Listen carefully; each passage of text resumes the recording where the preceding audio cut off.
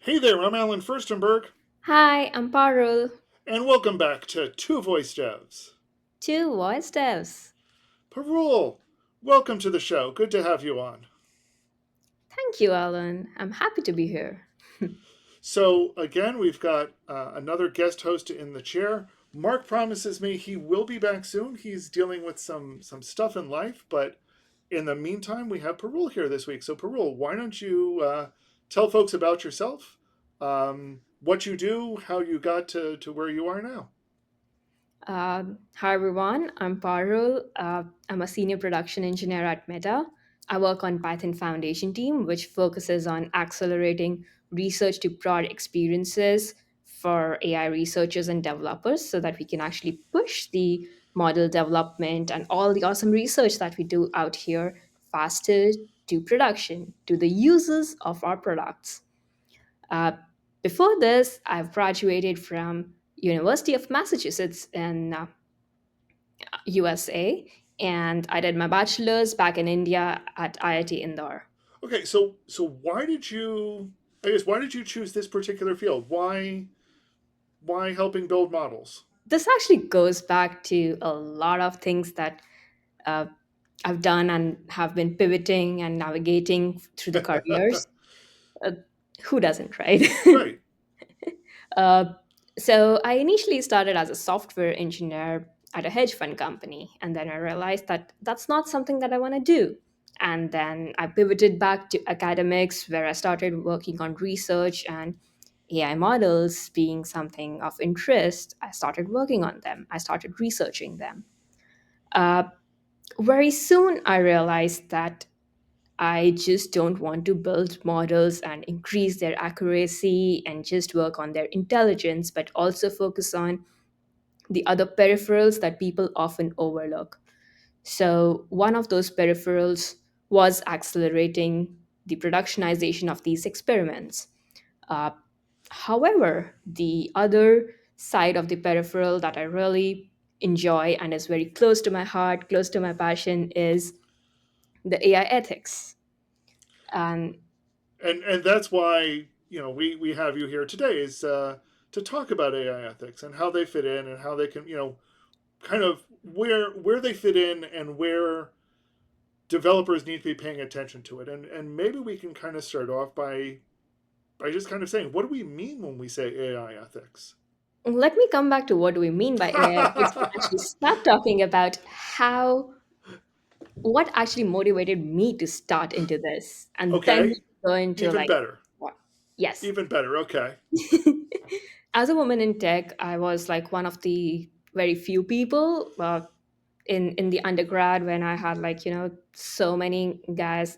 I come from like a only girls school, and then I was like put up in like only boys kind of university, and there I realized that there is a lot of bias over there. And then I started giving back to the community. I started giving back to the community in the form of uh, mentoring, pushing girls, and like going back and being like, we you can do it. You shouldn't have imposter syndromes and all the syndromes that exist in the tech industry.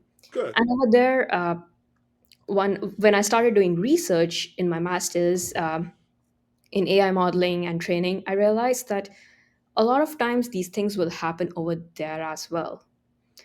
The data would be biased, and like there would be a lot of sense of not having enough data sets in Mm. terms of or enough diversity in general. Hmm. So that brought me to thinking that, oh, no one's looking at fairness in AI. I started this work around like 6 years ago, and at that time fairness was fairly new. That got me into like working on this, making experiments, developing something, Huh. open sourcing things, and that got me into like, okay, this is something. And now, 6 years forward, you see that people are talking about. So there are a whole bunch of things that makes me start thinking about. The first though is the this relationship between fairness as a part of the ethics, but then also that fairness is something that you're testing for.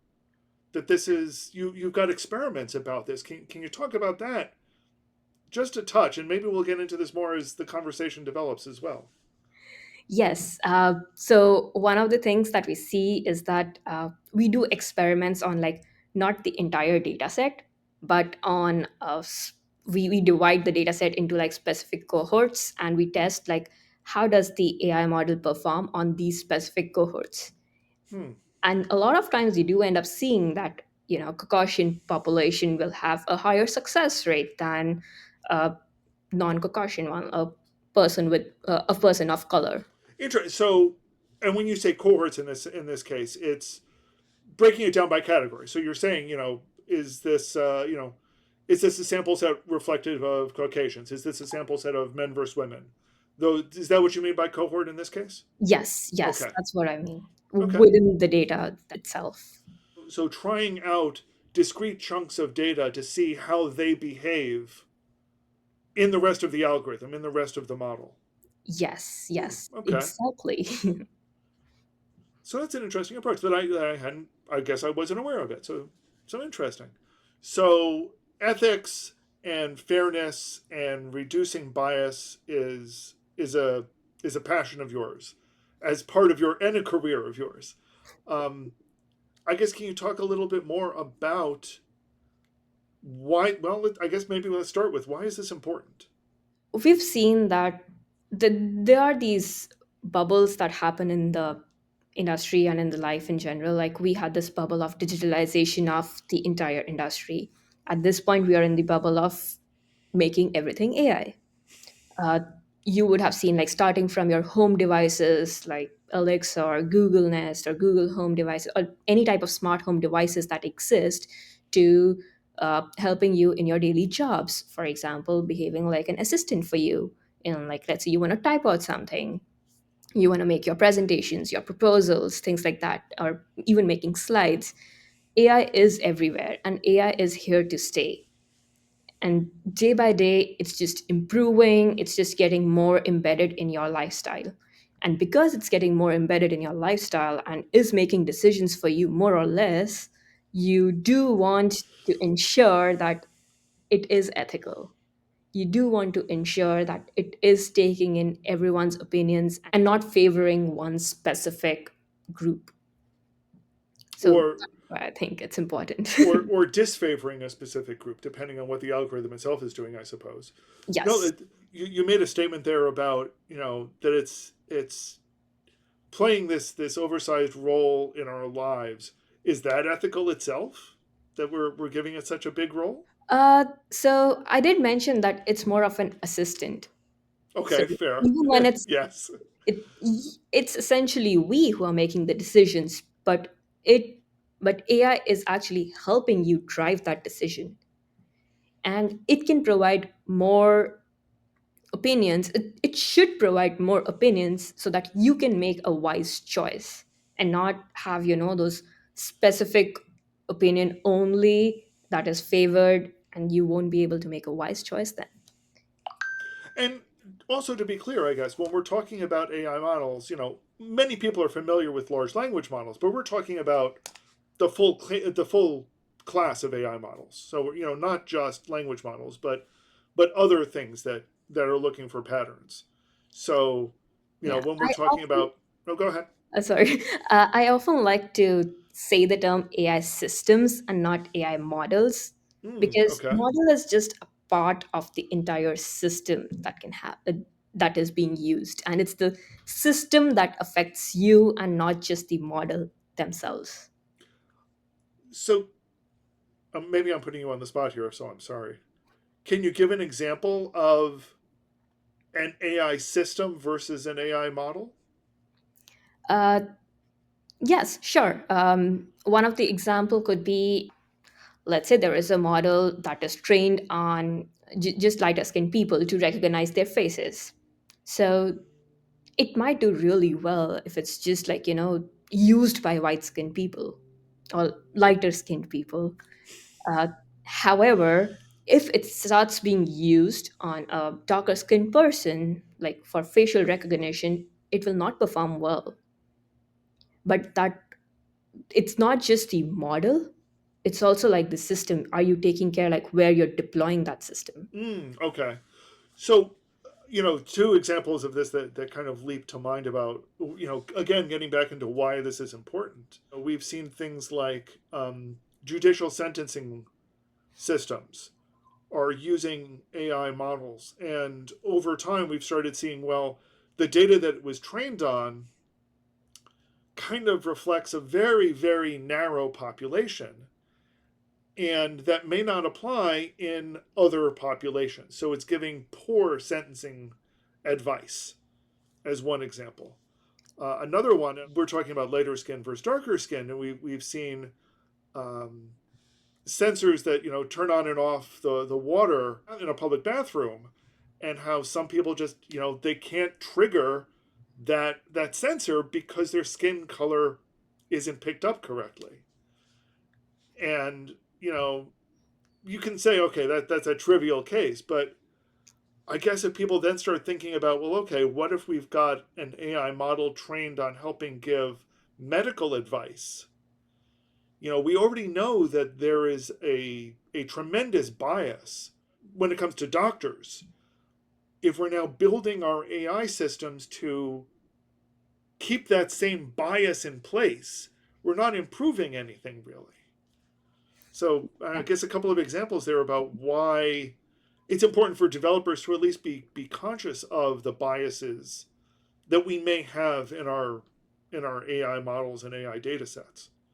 One more example that I want to add that made news a few years ago was around parenting categorization. So it was back in Pennsylvania that the news came out of.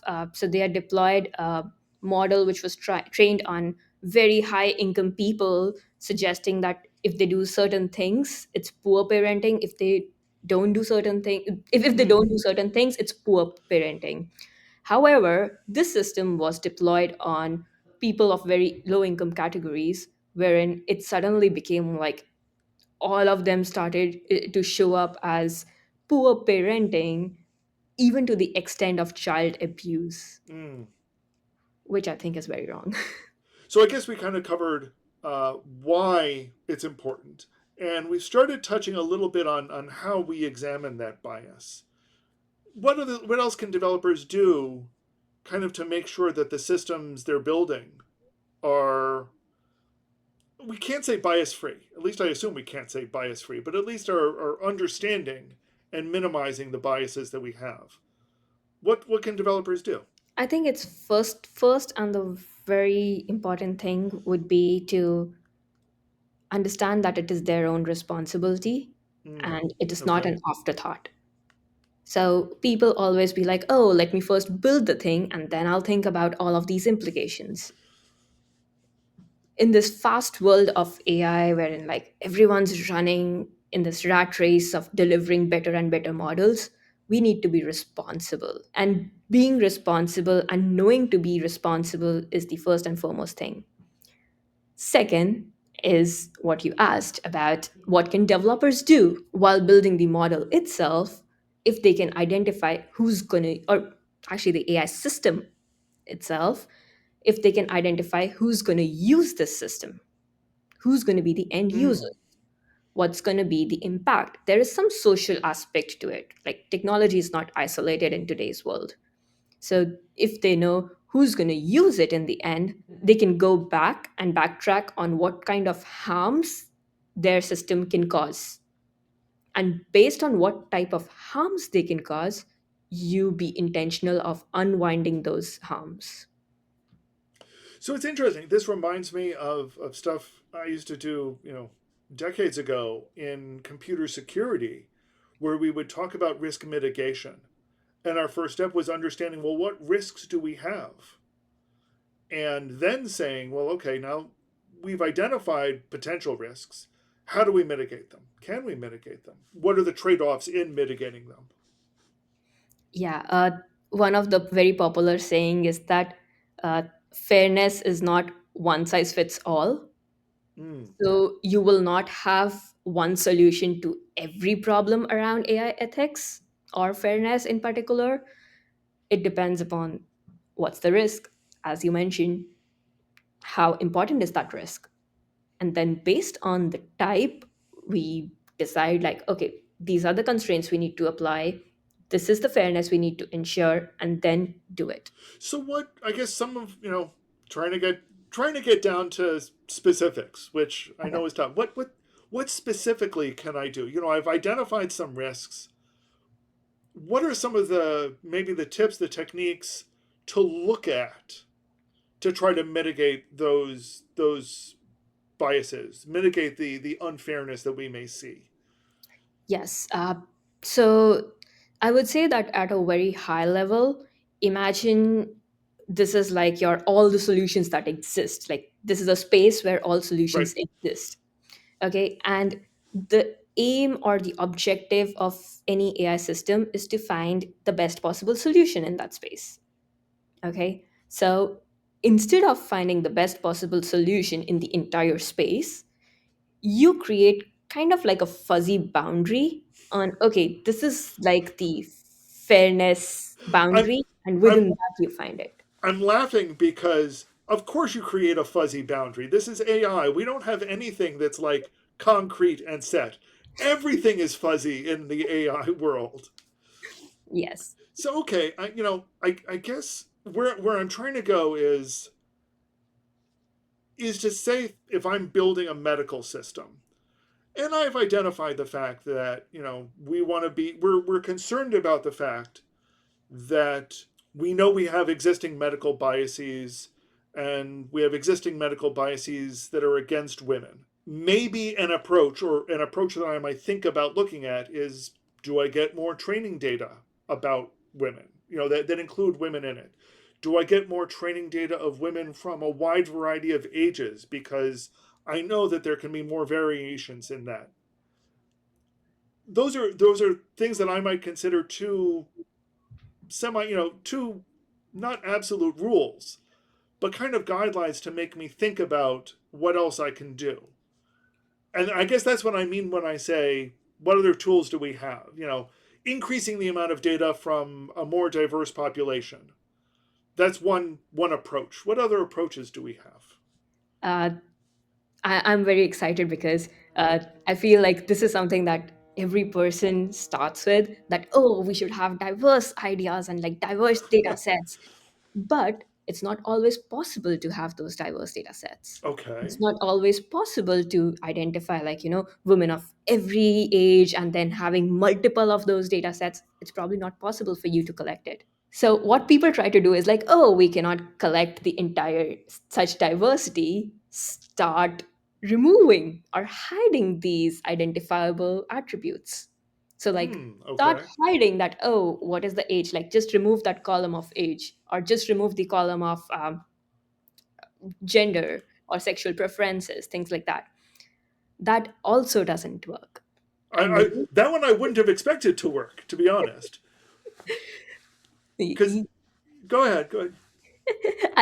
so that doesn't work because there are a lot of proxy attributes that still uh, help the model identify what that data point, who that data point is for. Interesting. Okay. One example of that is the pin codes. So there was this AI model who was trying to classify whether to give out loans or not and at what rate. And the pin codes, which were of the darker skinned people, were given a very high interest rate, whereas the pin codes that were historically of lighter skinned people were given very low rates, irrespective of if they are capable, if they have good credit scores or not. And I guess this goes back to these AI systems just being pattern systems. They don't care what the pattern is of. They just, see patterns. Exactly, exactly. Yes. Okay. So increasing our sample size doesn't necessarily help. Removing attributes doesn't necessarily help. What sorts of things do help?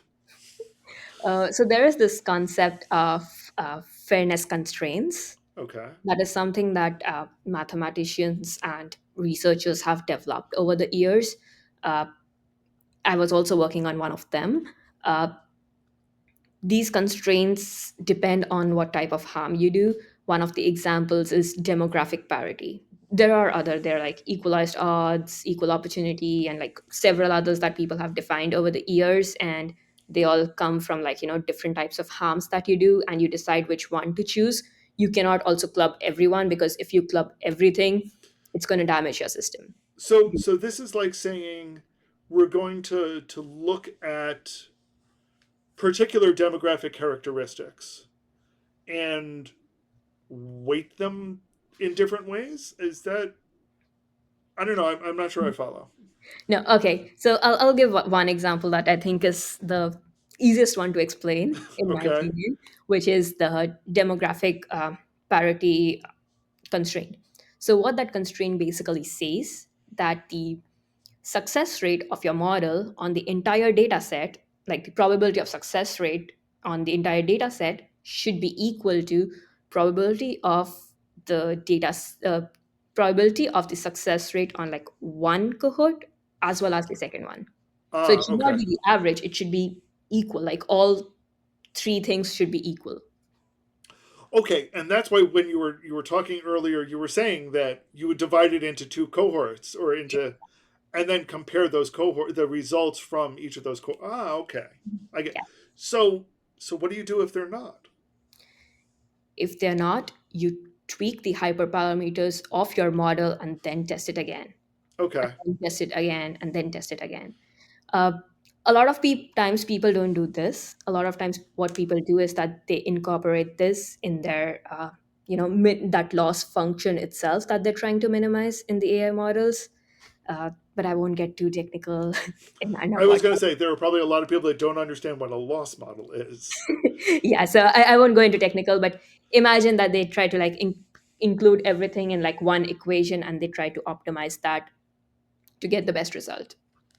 Okay, and you find that that doesn't work as well. That breaking it into cohorts and examining it against each cohort works better. Yes. Okay, that's interesting. Any other tips uh, that can help? so going back to the example of like the whole landscape, and then creating a fuzzy boundary, and then finding the best possible solution in that boundary. Hmm. uh, One thing that I mentioned was that you cannot use all the constraints together. And the reason you cannot use all the constraints together is that you might end up in a fuzzy boundary which doesn't exist. Okay. You don't have that, there is no solution over there. Or you might get a solution which has very low accuracy, because instead of finding like globally best solution, you're finding like what they call it, like locally best solution, and that solution will have really bad accuracy. So there are these trade-offs that you have to make.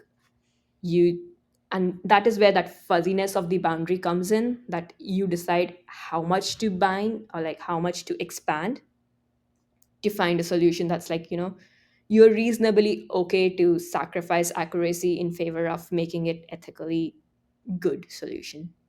Okay, so we've kind of talked about exactly what developers will end up doing, but it kind of seems to me this is the whole ethics picture is a bigger picture than just developers. How do developers fit into this bigger picture, and where are the other pieces that are important? I think the AI system reflects all the people involved in building it and delivering it. Uh, Developers, of course, are a big chunk. Or by developers, I mean AI researchers and even the productionization folks who are bringing it to the market. But it's also the company's ethics, the government Mm. policies, and things like that. Uh, One of the things that people do a lot is that spread awareness, such as these podcasts over here, our conferences, and things like that. Uh, the other example, the other thing you can do is you can push for these governments and policymakers to make rules so that people are, or guidelines essentially, to regulate the development, to ensure that the deployments are happening with very strict high standard AI ethics.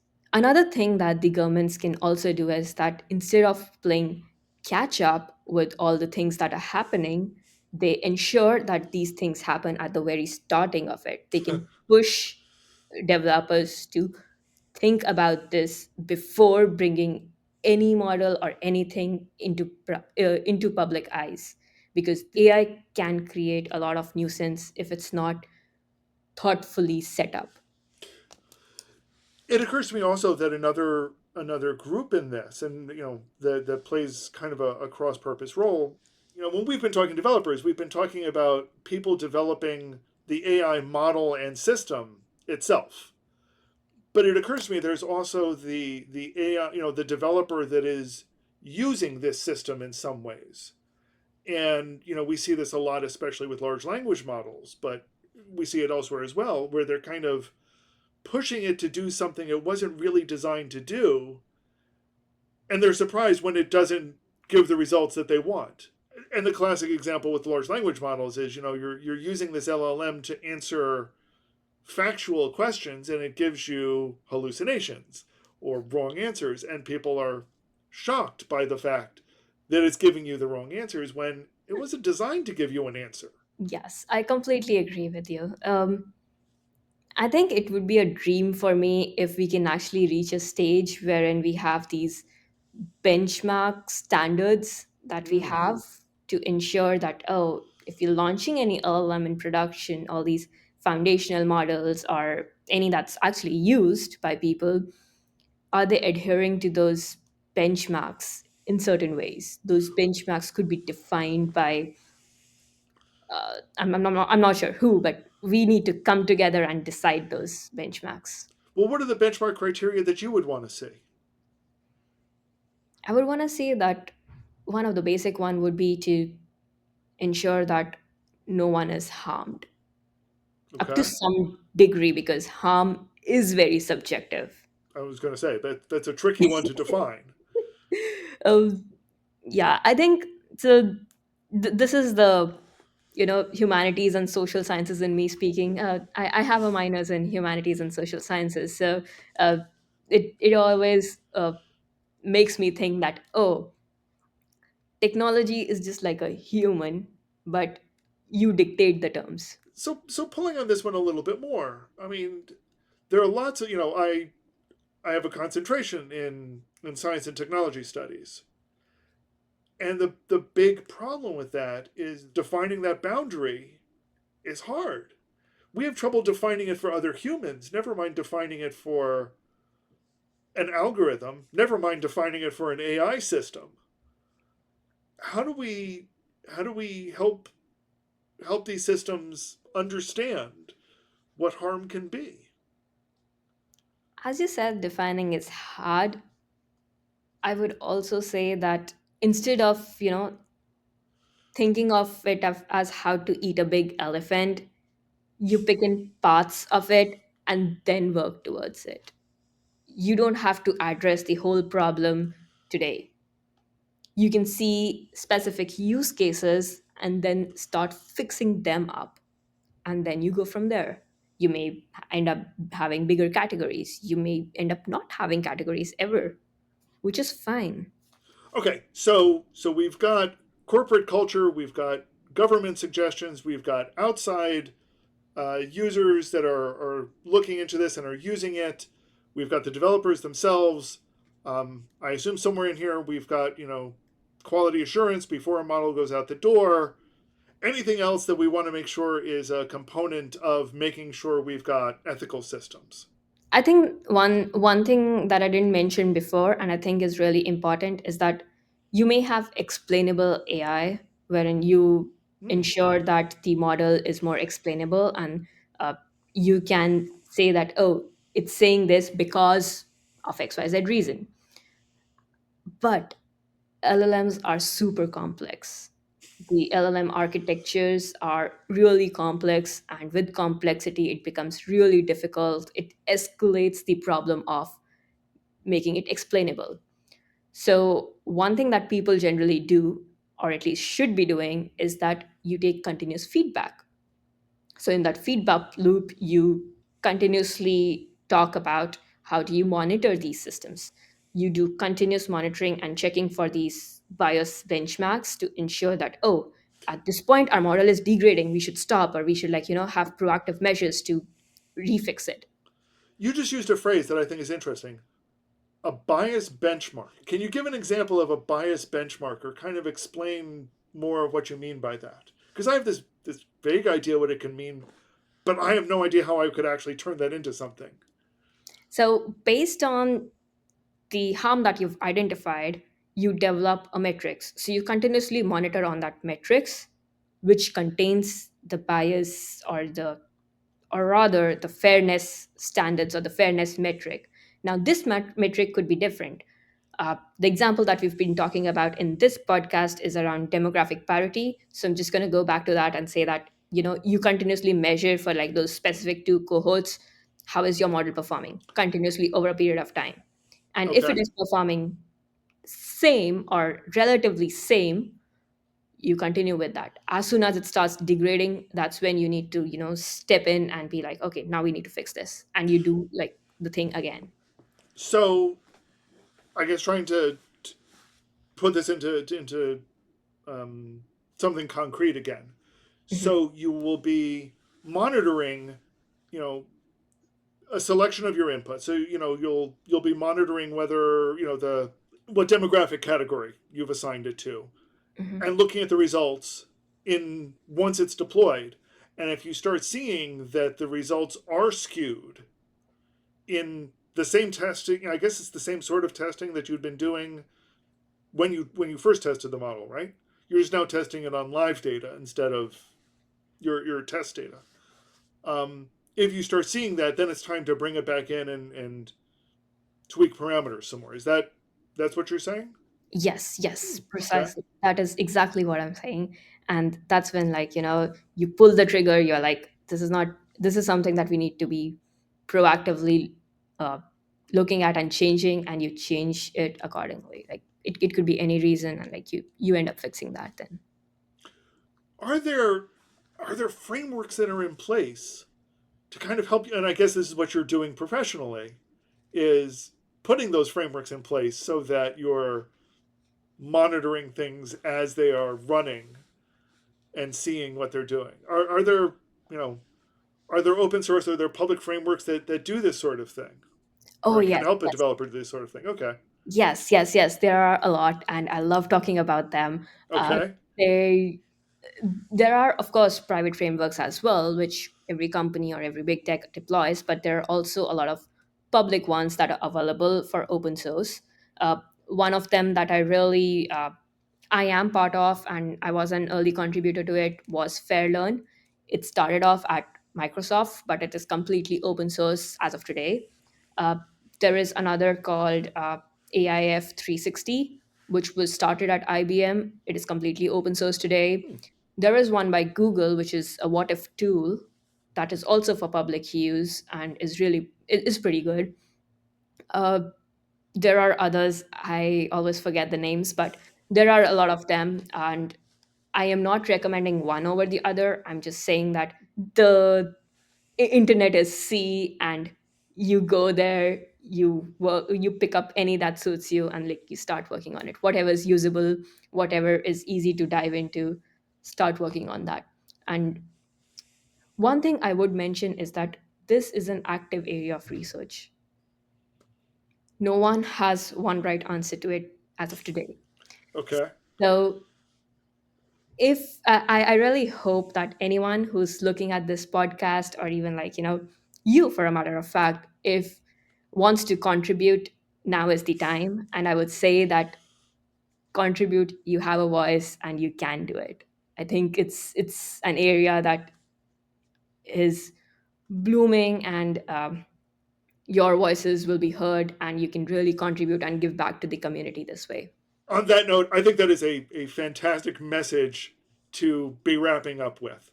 That your voice is important, everyone's voice is important in this, and yet there's still so much left to do. So, as always, we are excited to hear what people are doing. Feel free to leave comments below. Where is the best place that people can reach out to you if they want to talk to you more about anything that we've talked to today? In the comments below, I'm going to look at it. Okay. So, Parul, it has been fantastic having you here today. A lot of exciting stuff. And as always, I look forward to seeing where this goes. And I am sure we will be talking about this sort of stuff another time on Two Voice Devs. To ourselves. Take care. Take care. Bye bye. Thanks for having me here, Alan. Thank you for joining.